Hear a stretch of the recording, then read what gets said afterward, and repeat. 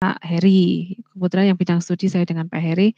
Mungkin yang pedagogik adalah pembimbing KPL yang lain. Nah di situ kalau mau fokus sebenarnya kalau melihat yang PPG tahun-tahun yang lalu yang ketika masih luring itu pendalaman materi itu hampir tiap hari. Jadi sebelum masuk ke pedagogik itu juga ya selamat datang. Selain masuk ke materi tentang RPP dan lain sebagainya, PTK dan persiapan itu yang sudah seperti Bapak Ibu lakukan selama ini di PPG, kalau yang kelas reguler biasanya tiap hari juga ada pembekalan di bidang studi. Dan nanti dengan waktu yang sangat singkat seperti itu, diminta paling tidak mungkin mengingatkan Bapak Ibu ya. Ini mungkin terakhir materi-materi yang didapat, banyak yang dari guru SMA mungkin, kalau ada berapa kira-kira SMA-nya, SMP-nya berapa?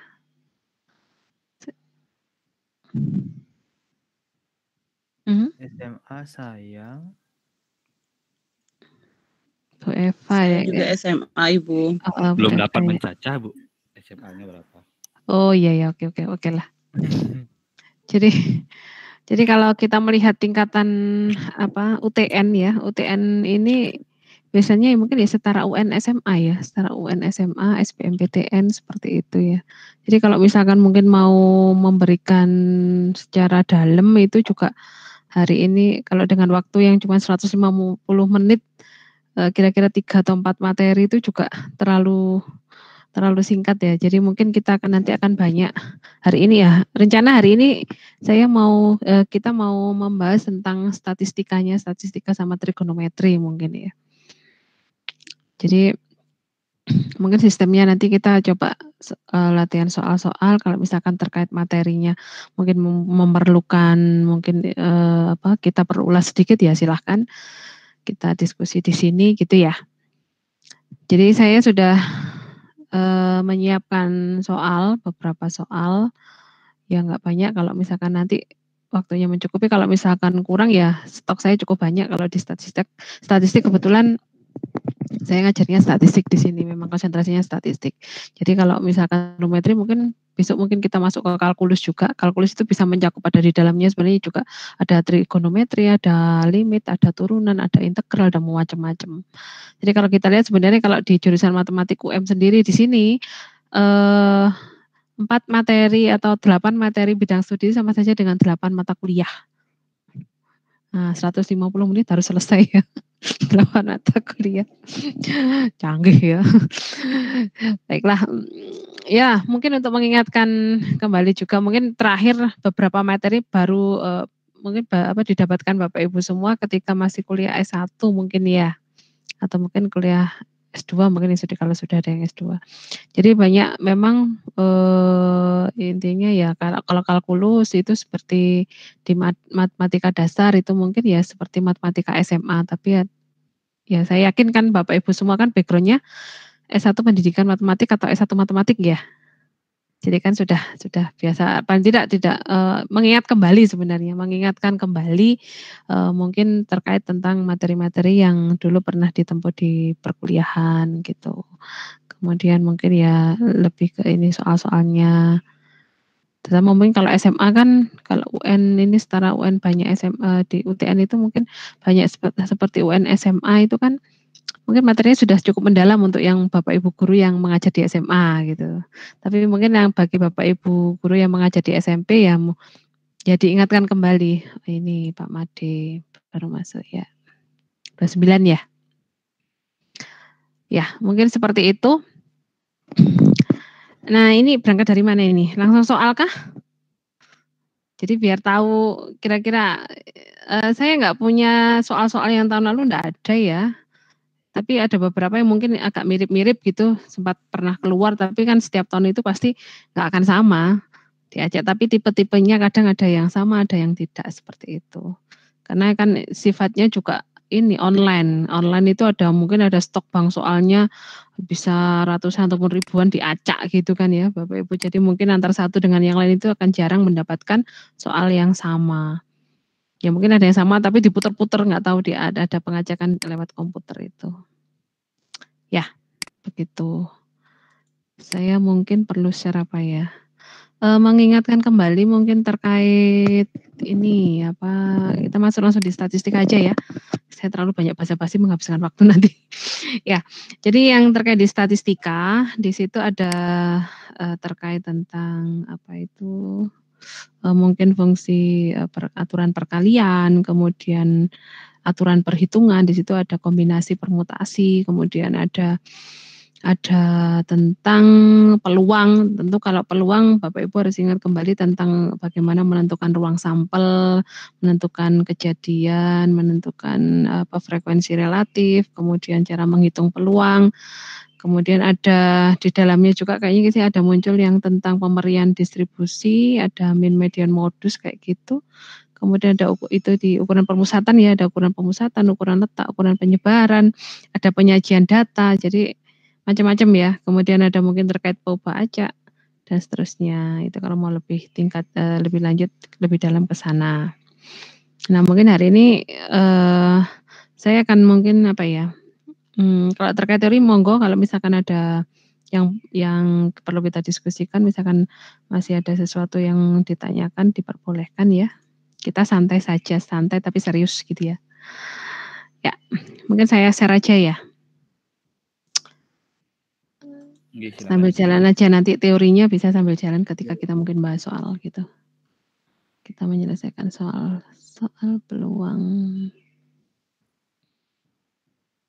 Bentar.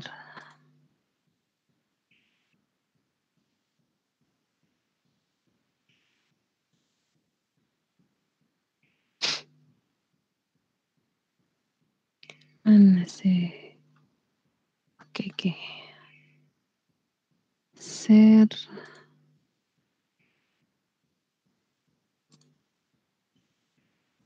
Ya, kelihatan apa? Sudah apa belum ya? Kelihatan, Bu. Oke. Kelihatan, Bu. Ini ngilangi merah-merah ini bagaimana ya? Saya kok belum berhasil sampai sekarang. Kelihatan merah-merah ya? Yang ada garis-garis di bawahnya ini. Iya, Bu. Enggak masalah, Bu. Enggak apa-apa ya? Masih bisa terbaca ya? Bisa, Bu. Bisa, Ibu. Oke. Ya, atau mungkin gimana enaknya? Ini saya kirim filenya gitu biar lebih mudah atau saya tampilkan seperti ini kan mungkin tergantung karena di sini ada beberapa. Nah, mungkin ada gambar, kemudian ada juga beberapa pilihan gambar. Saya gabung-gabung ini ya. Ini beberapa contoh tipe-tipe yang lalu. Bisa ya. Sambil jalan bisa di-share di grup Ibu, nanti yang sampaikan ke grup besar biar bisa. Oh gitu. Oke ya, saya berikan ke ini ya. Oke. Ya. Terima kasih, Bu. Ya, oke. Nah, baiklah ya. Jadi ini Pak Tirta baru masuk. 31 dengan saya ya. Lupa. Jadi ini di sini ya di peluang ini masih tentang aturan pencacahan ini yang awal-awal. Ya mengingatkan kembali kalau saya rasa ini masih awal-awal masih enggak terlalu masih menghitung ya. Banyak menghitung ya memang menghitung ya semua tapi belum kompleks lah. Kemudian ini ada yang tentang pengambilan. Jadi materi di peluang itu penyelesaian soal-soal peluang itu susah-susah gampang ya. Jadi main logika memang. Artinya mungkin dengan satu percobaan atau satu percobaan tertentu itu sebenarnya kita bisa bisa dibuat soal-soal yang berbagai macam. Ya, tergantung yang diminta peluang apa tentang apa. Mungkin penambahan satu kata, dua kata itu mungkin akan menghasilkan nilai peluang yang akan berbeda. Jadi variasi variasi soal-soal peluang itu bisa bermacam-macam dengan mungkin percobaan yang sama gitu. Nah mungkin di situ nih ya. Oke, kelihatan ya? Oke, silakan.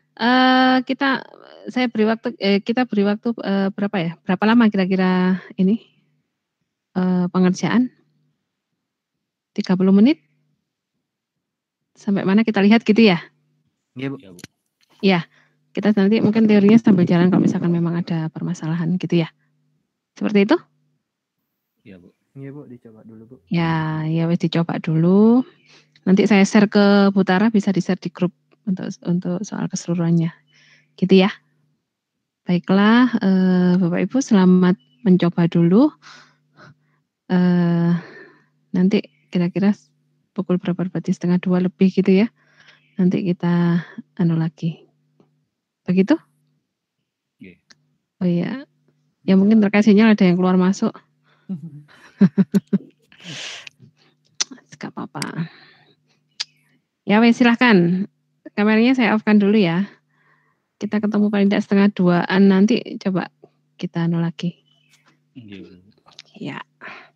Selamat mengerjakan. Saya nomor ada berapa Bu yang menurut saya perlu dibahas Bu? Ini mungkin masalah redaksi aja sih Bu, yang bingung buat saya. Untuk nomor. Oke. Saya ada nomor 2 Bu. Nomor 2, sebentar ya, saya share. Present now window. Lagi kan. Oke, sudah kelihatan? Proses Bu.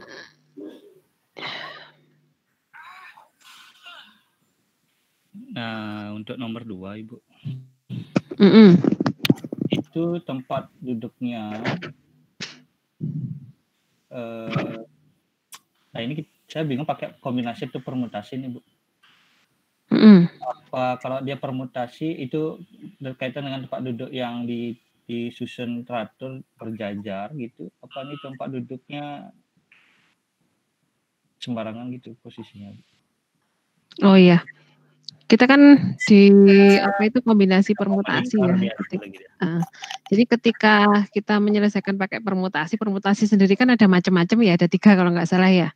Permutasi yang biasa NPR itu, atau kita bisa menggunakan ada permutasi siklis, ada permutasi terbagi unsur gitu ya, terkait unsur-unsur ya. Nah kalau melihat bentuk ini, kalau nomor 1 pakai apa? Faktorial aja Bu ya. 5 faktorial. 5 faktorial itu sebenarnya sama dengan apa? Ini buat apa permutasi itu Bu dengan semua unsur yang permutasi ya. Sebenarnya kan 5 faktorial ini diperoleh dari mana? Gimana, Ibu? Permutasi 5 Ibu. Betul. Berarti kan ini sebenarnya kasus permutasi itu nomor 1. Oh ya.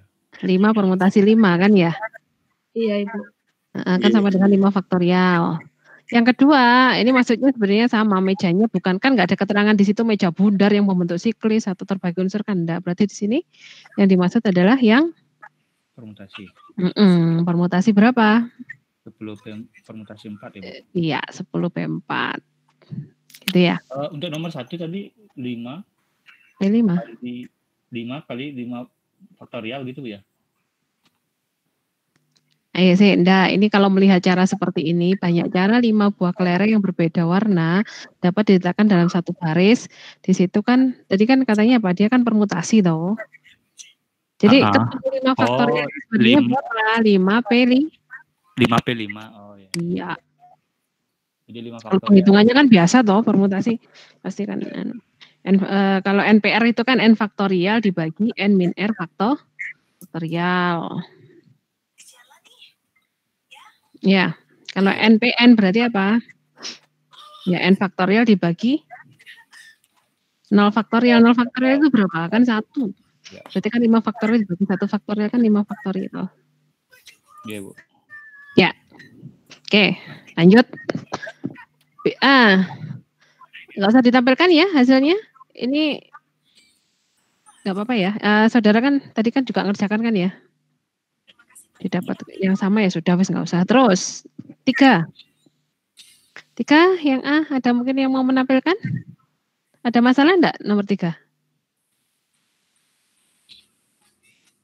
Sudah Bu. Enggak ada? Yang nomor 3 kan 4 faktorial, yang A 4 faktorial kali 6 faktorial kali 2 faktorial, itu untuk bukunya. Untuk 6 berapa? 4 faktorial. Kan ada berapa macam 4 ya? Ada 4. 4, fisika 6, kimia 2. Kemudian jenis bukunya ada 3. Dan 4 faktorial kali 6 faktorial kali 2 faktorial, kemudian dikalikan lagi dengan 3 faktorial. Ya. Dari jenis bukunya. Ini aturan perkalian ya. Terus? Kemudian yang B? yang B itu karena yang disatukan cuma matematika, berarti untuk matematikanya 4 faktorial. Kemudian matematika dianggap satu kesatuan, ada 6 buku fisika dan 2 buku kimia, kan berarti jadinya 6 tambah 2 tambah 1, 9. Berarti? Berarti 4 faktorial kali 9 kali 9 faktorial. Yang lain ada masalah? Bisa tanya nanti ke siapa ini. Ini Pak apa Mas siapa ini yang saya nggak bisa lihat soalnya saya nge-share ini. Ya. Pak Adi, Bu. Pak? Pak Adi, Bu. Pak Adi, oke. Lanjut ya.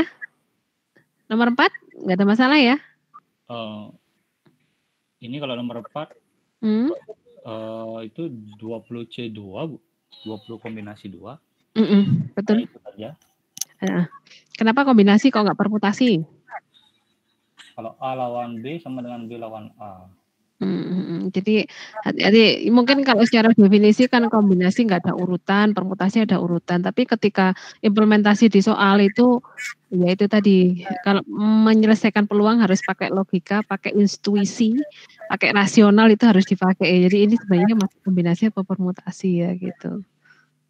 Ya. Oke, lanjut ya. Ini suara ibu-ibunya atau mbak-mbaknya kok nggak ada ya? Gantian dong. Yuk, nomor 5. Ada masalah nggak? Oh iya, ini sudah saya ganti. Apa tadi ini saya tadi kan ya bisa ada yang ini angka atau bilangan di soal yang dia tadi bilangan apa angka? Angka, Ibu. Angka, Ibu. Oh iya, ini kayaknya Pasnya bilangan, Bu ya. Kalau angka itu kan berarti apa ya? 0 masuk ya.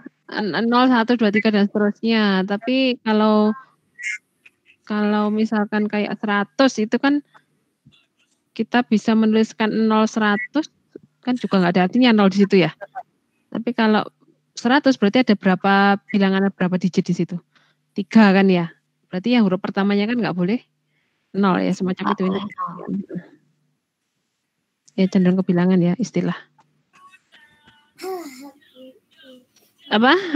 Nggak ada masalah ya berarti ya. Kalau bilangan berarti digit pertama bagaimana? Nggak boleh 0. Boleh 0. Berarti ada berapa? Ini pakai pakai apa? Perkalian atau pakai perkalian? Oke. Ada masalah ya? A, B, C, D. Kalau tidak ada pengulangan berarti nanti kan semakin ke belakang berarti akan jumlah angka yang akan disusun itu harus berkurang kan ya? Ya. Ya, Bu. Oke. Lanjut. Ini nggak masalah tinggal di bola-bola ini. Jadi variasi soal bisa bermacam-macam ya. Dengan misalkan hanya diketahui 4 seperti ini, tetapi dengan kasus ada ini kan pengulangan tidak diperbolehkan, pengulangan diperbolehkan, ada digit harus terakhir harus 0, misalkan digit kedua harus 0, digit ketiga 0. Anda bisa, misalkan membahas soal semacam ini bisa ada banyak kemungkinan yang bisa ditanyakan terkait cara penyusunannya. Oke, sekarang di atas ini mungkin terkait aturan perkalian, kemudian ada kombinasi, ada permutasi, ada faktorial dan seterusnya. Nah, mulai 6 ke bawah ini banyak yang mungkin sebagian soal-soalnya itu adalah bentuk peluang. Jadi cara-cara ini tadi sebenarnya bisa sebagai NS-nya ya. Ketika menentukan peluang kan berarti saudara kan harus menentukan apa? Menentukan ruang sampelnya. Nah, cara-cara seperti itu tadi bisa kadang muncul itu sebagai NS-nya atau sebagai penyebutnya. Jadi Anda kadang ketemu soal yang agak kompleks, jadi soal-soal yang kadang-kadang soal-soal HOTS itu kan enggak saudara kan diarahkan ke sana. Nah, itu kan tidak sekali jalan langsung selesai kan ya. Berarti kan Anda biasanya harus step by step dulu. Nah, step by step dulu itu tadi mungkin ketika diminta misalkan peluang ditentukan harus dicari dulu NS-nya yang memenuhi yang mana dulu.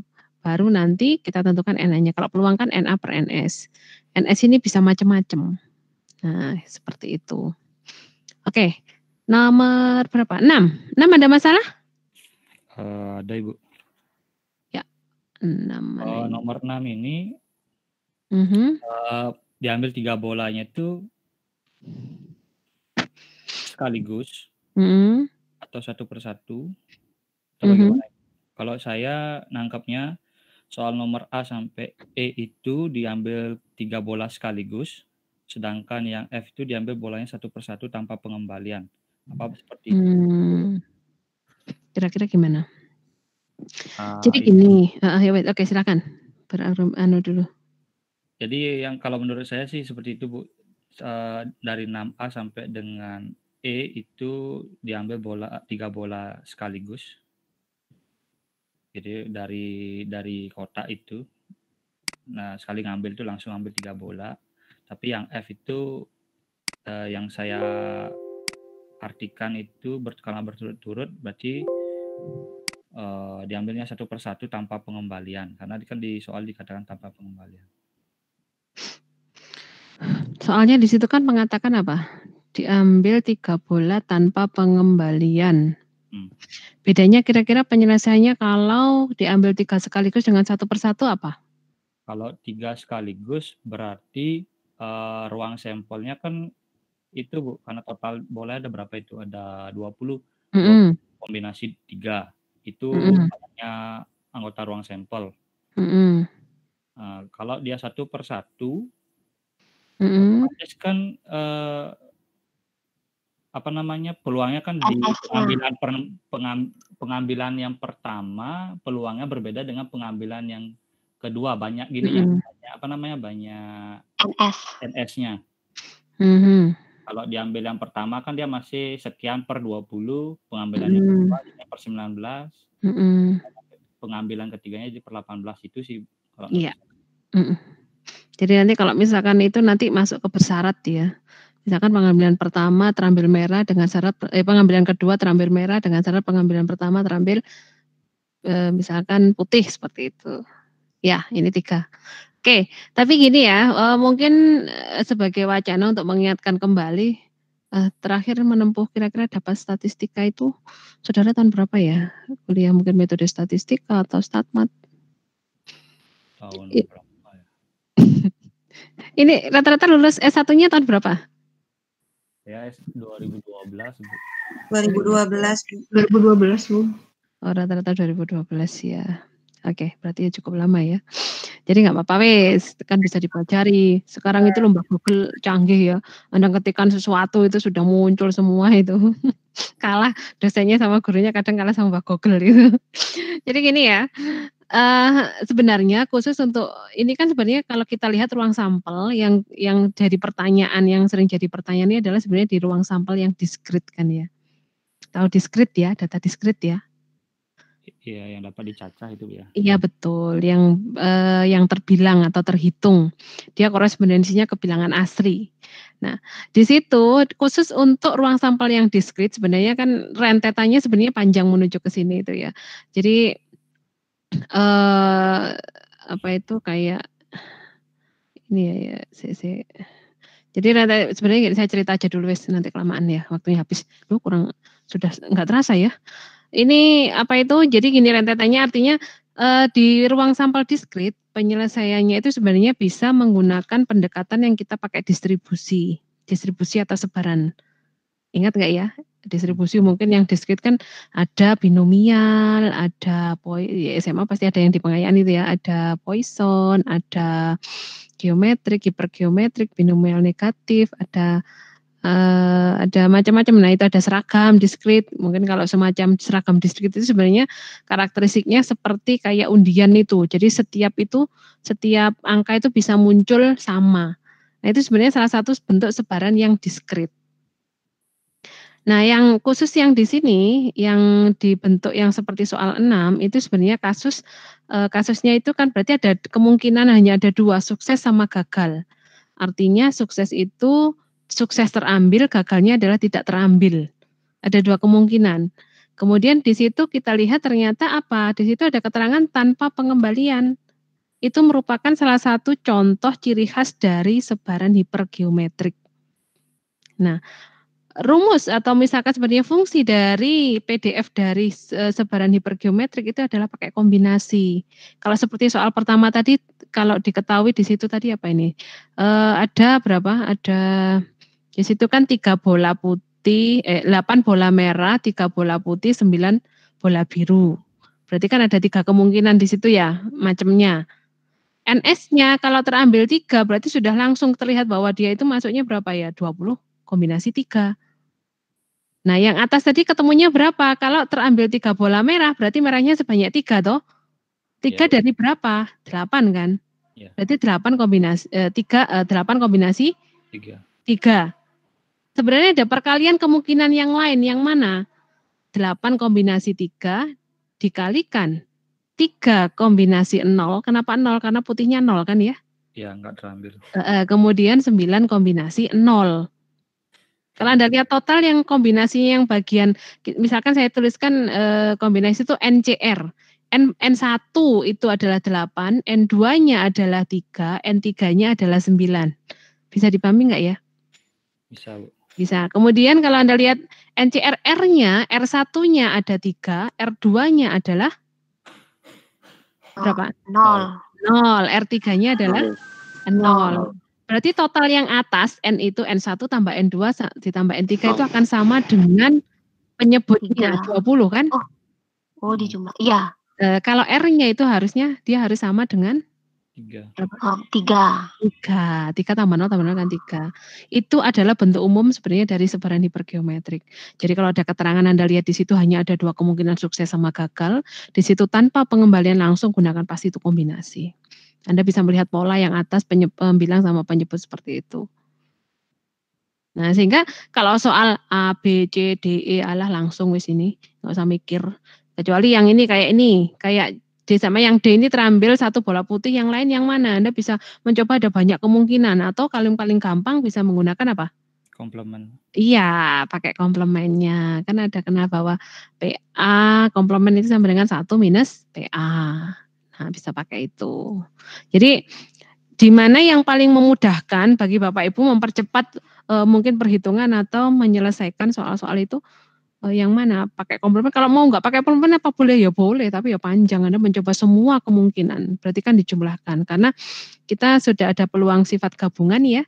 PA gabung B itu sama dengan PA ditambah PB dikurangi PA iris B. A iris B hati-hati di situ harus muncul loh ya, meskipun nanti ternyata dia kejadiannya saling asing, berarti kan PA iris B-nya sama dengan 0. Kenapa 0? Karena A iris B-nya himpunan kosong. Nah, kayak gitu.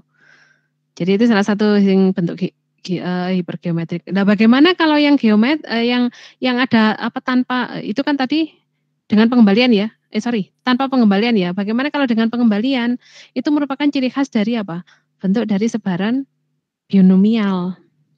Binomial itu N kombinasi X, P itu sebagai peluang sukses pangkat X, Q itu 1 min P dikalikan pangkatnya N min X. Jadi kalau di situ ada kata-kata tanpa dengan pengembalian ya. Kalau dengan pengembalian ada 2 kemungkinan sukses sama gagal, berarti sebenarnya untuk mempermudah dengan segala semua kemungkinan itu tadi sebenarnya mempermudah pakai binomial akan lebih mudah. Gitu ya. Itu mungkin untuk wacana saja, kadang kalau ketemu soal ini pakai apa. Ya boleh ya seperti soal-soal yang paling bawah saya berikan yang ada soal pilihan ganda itu merupakan soal-soal yang pernah keluar di UTN ya. Nomor 1 sampai 5 ini. Kalau Anda lihat di situ Anda ya nanti ini ya contoh saya nggak banyak punya juga ya. Karena ini dulu ini. Nah, tipe-tipe kayak gini yang keluar loh ya.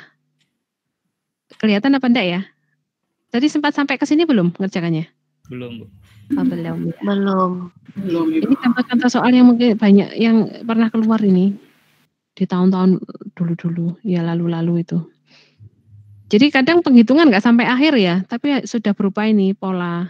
Oh, kayak ini kenapa ini 6 pangkat 5, terus ini kayak ini nanti bisa dicoba. Ya.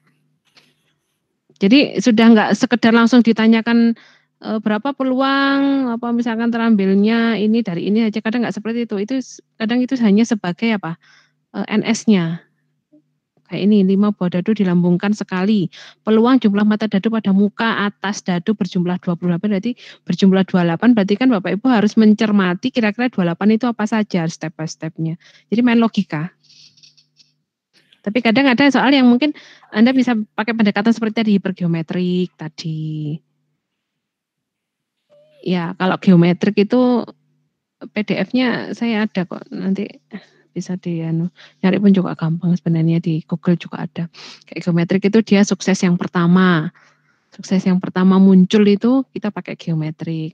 Karena apa? Sudah paten rumusnya, artinya PDF fungsinya itu sudah paten, tinggal memasukkan nilainya sudah ketemu. Kemudian ada yang binomial negatif, itu sukses ke K dari R percobaan, misalkan sukses terambilnya ketiga dari 5 percobaan, nah itu pakai binomial negatif. Kalau binomial itu tadi cirinya, dia biasanya kalau ada kata-kata dengan pengembalian, berarti artinya kan sampelnya tidak berubah kan ya. Kalau awalnya sampelnya 20 kan dia tetap 20 ya.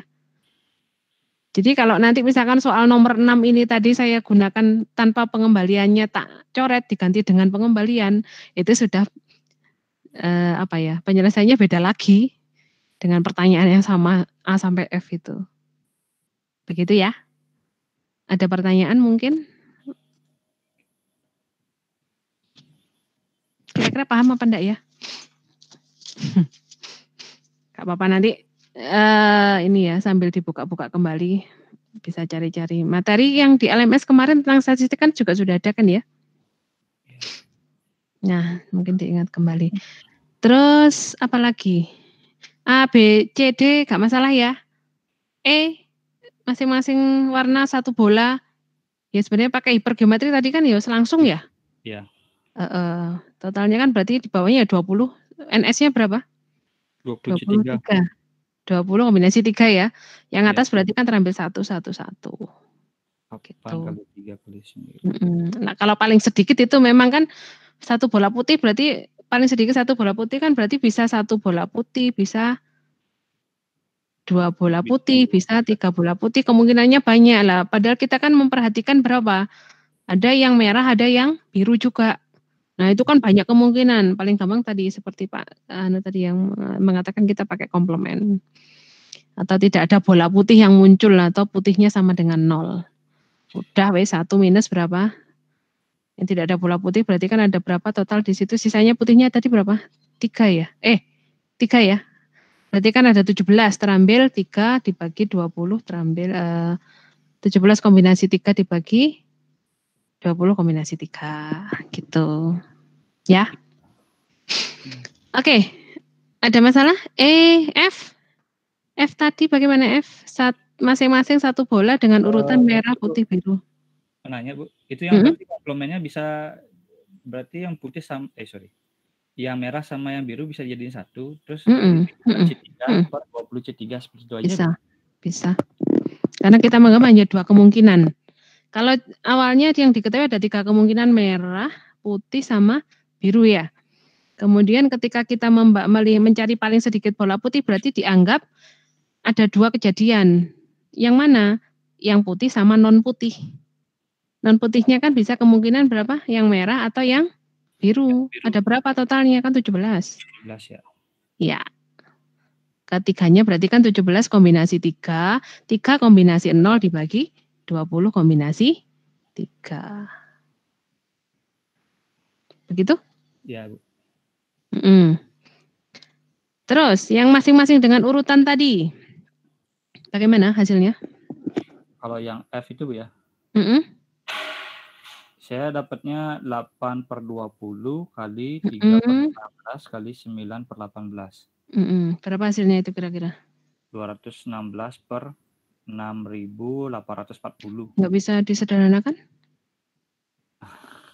Bisa sih. Oke. Atau sebenarnya Anda bisa hasilnya sama kok itu.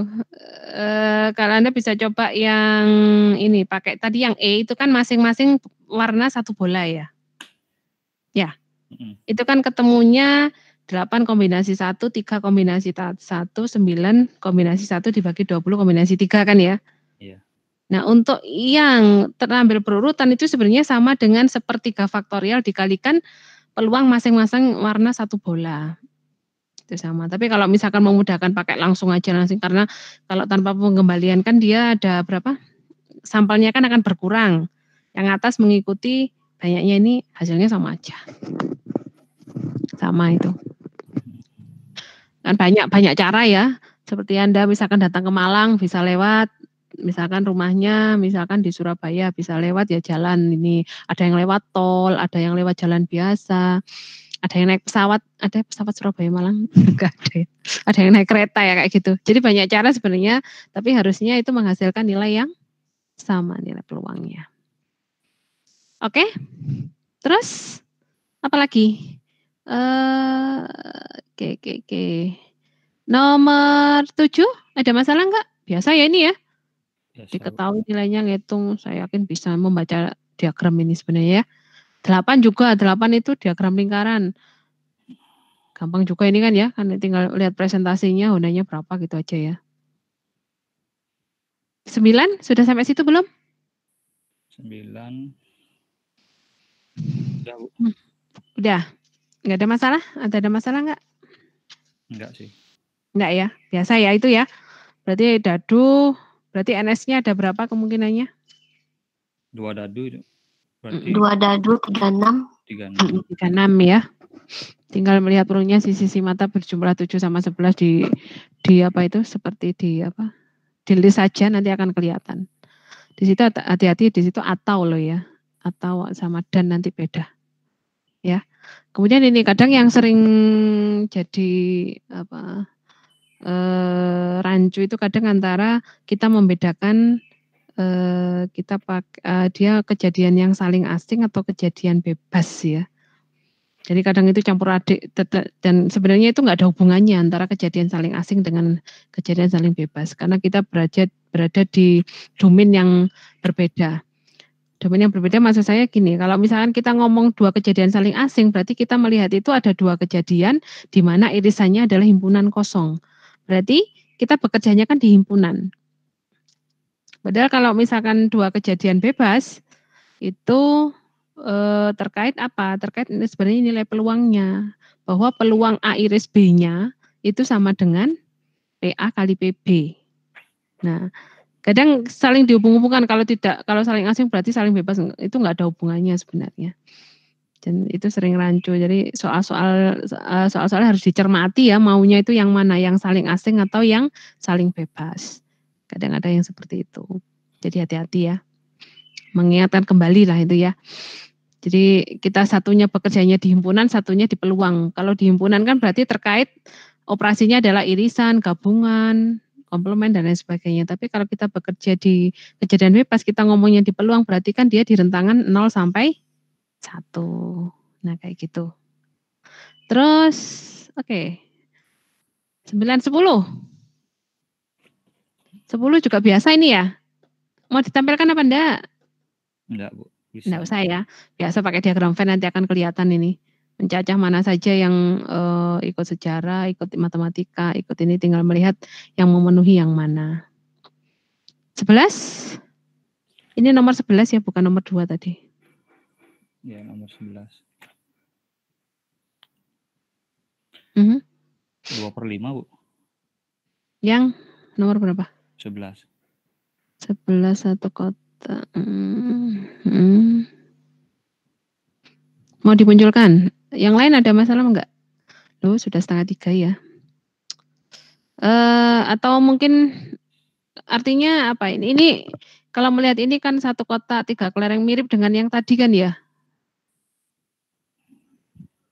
Sebaiknya tapi ada 2 ini sebenarnya dibawa ke mana? Ke bentuk peluang apa ini? Pakai peluang biasa atau peluang penyelesaiannya bagaimana? Kalau saya kan kalau muncul sisi muka itu ambil kelereng di kotak 1 dan belakang kelereng di kotak 2. Nah, kalau peluang sisi muka itu kan setengah. Jadi setengah kali 3/5 dari kotak 1 atau jadi tambah Ibu. Setengah kali 2/10. Jadi hasilnya 2/5 saya dapat. Jadi ini merupakan penyelesaian pakai apa? Peluang bersyarat sebenarnya ya? Ya, peluang bersyarat. Iya. Jadi kalau yang atas tadi masih peluang biasa, ada peluang bersyarat. Oke. Yang lain kira-kira bagaimana ya? Ibu-ibu suaranya mana ya? Bu Eva? Ya. Ya, jadi 11, kemudian nomor berapa lagi? 12. Nah, 12 ini hati-hati ya, hati-hati. Jadi kalau kita melihat yang contoh 11 ini adalah kita pakai peluang bersyarat biasa. Karena apa? Jika muncul belakang itu baru sebuah kelereng akan diambil di kotak 2. Berarti kan kejadian 2-nya adalah diambil kotak 2 dengan syarat jika muncul belakang gitu ya. Jadi ada kemungkinan yang lain juga yang mana? Selain yang belakang mungkin akan ada kemungkinan yang lain adalah yang muncul muka bagaimana? Kan ada muka sama belakang. Berarti kalau diambil kotak 1 jika syaratnya adalah sisi muka tinggal dijumlahkan. Jadi kita mencari peluang apa? Terambil yang mana? Dari kotak 1 dikalikan peluang apa? Dari kotak 1 dengan syarat muncul sisi muka dan seterusnya ditambah ada 2 kemungkinan ditambahkan selesai. Nomor 11, berarti kalau peluang bersyarat itu biasanya adalah syaratnya kan harus terjadi terlebih dahulu. Benar seperti itu? Iya. Iya ya. Ya jadi kalau misalkan apa itu kayak ini kan kejadian keduanya berarti kan di kotak 1 diambil kotak 1, tapi kan ada syaratnya muncul sisi muka, berarti kan harus ketos dulu koin muncul muka atau belakang. Kalau hasilnya muka berarti kan nanti berarti kita melakukan kegiatan berikutnya atau kejadian berikutnya. Artinya syaratnya itu terjadi terlebih dahulu atau lebih dulu ada. Kayak semacam kejadian semacam ini. Kayak handphonenya rusak ada produk ada kayak pabrik handphone sama handphonenya, berarti kan yang duluan pabriknya atau handphonenya dulu, berarti kan pabriknya dulu ya, kan nggak mungkin handphonenya ada dulu baru pabriknya ya. Kayak gitulah, seperti itu lah. Berarti syaratnya kan sebagai syaratnya kan misalkan terambil misalkan handphone yang cacat atau rusak dengan syarat berasal dari pabrik 1, berarti artinya kan pabriknya 1 dulu. Nah itu kan berarti kejadian bersyarat biasa. Tapi di statistik kita bisa menentukan peluang bersyarat di mana syaratnya itu belum terjadi. Kita pakai kemungkinan-kemungkinan hasil tadi. Karena apa? Di statistik itu di penentuan peluang kita dikenalkan namanya ruang sampel. Kalau ada percobaan acak kan berarti langkah pertama kita harus menentukan ruang sampelnya. Jadi sampelnya itu sudah ada dulu. Tinggal dibalik saja. Itu nanti pakai yang namanya peluang menggunakan aturan Bayes. Jadi contoh yang nomor 12 itu, ini sebenarnya 12 kan ini dari keterangannya dari nomor 11, tapi seseorang yang melemparkan koin tersebut tidak memberitahukan apakah muncul sisi muka atau belakang, tapi diberikan bahwa kelereng benang merah itu telah terambil. Berapa peluangnya bahwa kelereng benang merah itu diambil dari kotak 1, yang berarti bahwa dari lemparan koin itu muncul sisi muka. Ini nggak tahu. Jadi syaratnya kan belum terjadi ya. Nah ini pakai Bayes. Berarti kita menghitung peluang totalnya dulu, baru sebagai pembilangnya itu merupakan bagian dari peluang total. Paham enggak ya? Enggak paham saya. Ya wes, ya moga-moga enggak keluar lah yang Bayes ya. Yang itu kan masuk peluang bersyarat soalnya ini. Juga enggak paham, Bu. 12, 13 saya enggak paham, Bu. Ibu untuk yang nomor 11 sebenarnya tadi saya agak sedikit bisa dibilang agak sedikit ragu-ragu karena ada tambahan koin lagi kan, artinya koin ada sisi muka, sisi gambar. Yang ada di pikiran saya kalau misalnya tidak ada koin itu, bukankah hasilnya juga nanti bisa sama, Bu? Gimana caranya? Samanya dari mana? Artinya yang disampaikan di soal itu bahwa yang ada itu hanya kotak 1 dan kotak 2. Jadi dari kotak 1 ada 3 kelereng merah, 2 kelereng biru, kotak 2 2 kelereng merah dan 8 kelereng biru. Nah, dari salah satu kotak seperti itu misalnya pertanyaannya, Bu. Dari satu kotak. Kalau atau misalnya langsung pertanyaan berapa peluang akan terambil kelereng berwarna merah. Jadi kan peluang terambil kelereng berwarna merah itu bisa dari kotak 1, bisa dari kotak 2. Nah, peluang terambil kotak 1 kan setengah, Bu, karena kotak ada 2. Oh, pas ini kebetulan memang ini ya munculnya sebagai syarat tadi itu kan hanya peluangnya kebetulan sama setengah kan ya. Sama-sama setengah. Ya. Agak ragu. Okay. Tapi Tapi tahu maksudnya tadi ya, yang maksudnya bersyaratnya yang mana itu tahu ya? Ya, Kan kalau bisa kemungkinan belum tentu koin satu aja, kalau koinnya 2. Nah, itu beda lagi. Ini pas kebetulan sama ya. Nah, tadi berpikirnya kalau seandainya koin itu tidak ada, bukankah sama aja jadinya gitu. Tapi hati-hati ketika kita menentukan bersyarat. Bersyarat kebetulan pasti ini sama nilainya, peluangnya, syaratnya. Tapi ketika nilai peluangnya ternyata berbeda, seperti dengan syarat 2 koin merah munculnya misalkan muka-muka kayak gitu, beda loh ya, bukan setengah lagi tapi 1/4. Nah kayak gitu, betul. Ya, jadi hati-hati. Tergantung soal ini kan hanya sebagai contoh variasi seperti ini. Pengembangannya soal-soal yang lain bisa mungkin bermacam-macam. Gitu ya. Lanjut ya, di bias nanti kalau besok misalkan masih ada kesempatan ya nggak apa-apa. Waduh, ini belum ke trigonometri ya. Udah wis ya, dicoba aja. Ini contoh-contoh yang ini pakai yang apa itu, yang soal 1 sampai 5 pilihan ganda itu tadi saya bilang ini merupakan beberapa soal yang mungkin mirip-mirip keluar di tahun-tahun yang lalu. Jadi Anda bisa coba di situ. Ini soal-soal yang izin, Bu. Ya. Nomor 1 itu, Bu, sebuah kotak berisi 50 bola masing-masing bernomor 1 sampai 40. Itu ada revisi tuh, Bu, soalnya, Bu. Ada apa? Kan di kotak itu ada 50 bola masing-masing berisi nomor 1 sampai 40. 1 sampai 40 apa 1 sampai 50 maksudnya, Bu? 1 sampai 40. 40 apa 50? Saya keliru. Oh, sorry. 40. Ya, saya betulkan. 40 ya. Berarti kotak isinya 40 bola. Nomornya 1 sampai 40. Banyak bolanya? 40.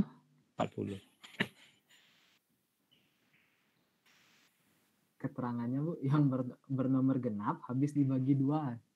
Semua bisa habis begitu. Sebenarnya ini apa? Berlebihan ya. Namanya. Ya nggak apa-apa. Berarti kan sama saja dengan kedua bola itu bernomor genap gitu ya. Iya, sama aja. Nggak masalah. Ya, dicoba dulu ya. Oke. Cukup mungkin ya hari ini ya. Kita mungkin ketemu besok pagi lagi. Oh iya, yang trigonometri gimana? Apa saya share aja soalnya trigono ya? Bisa, Bu. Nanti saya di grup saya ya, Pak Butara lagi nanti biar bisa di kelas di grup kelas yang besar ya. Ya. Baik, Ibu. Jadi mungkin seperti itu. Besok kita jam berapa? Jadwal.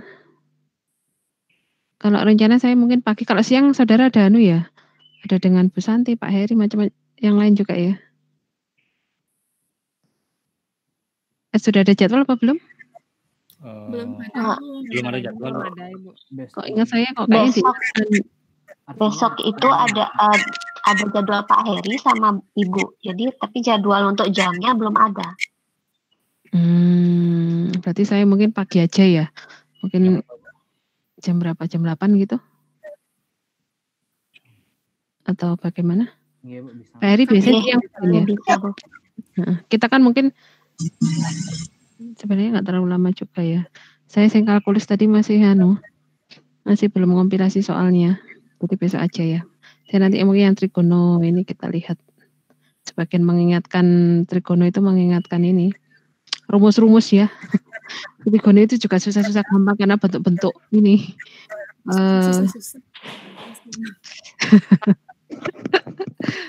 Itu bentuk kadang pengembangan bentuk banyak rumus-rumus yang mau nggak mau memang harus tahu, harus dihafal gitu loh ya. Kadang kan bentuk lain dari fungsi trigonometri itu. Nanti mengarahnya ke sana. Oke, saya nggak banyak kok yang trigonometri, untuk latihan aja. Baik ya, mungkin kita akhiri dulu pertemuan kita kali ini. Semoga bermanfaat. Kita ketemu besok ya. Nanti biar diinfokan ke Bu Aziza kalau misalkan pastinya. Kayaknya jam 8 atau jam berapa. Kayaknya biar nggak bentrok sama yang lain gitu loh ya. Jadwalkan. Jadi kalau bisa selesai. Begitu. Ya. Ya, Ibu.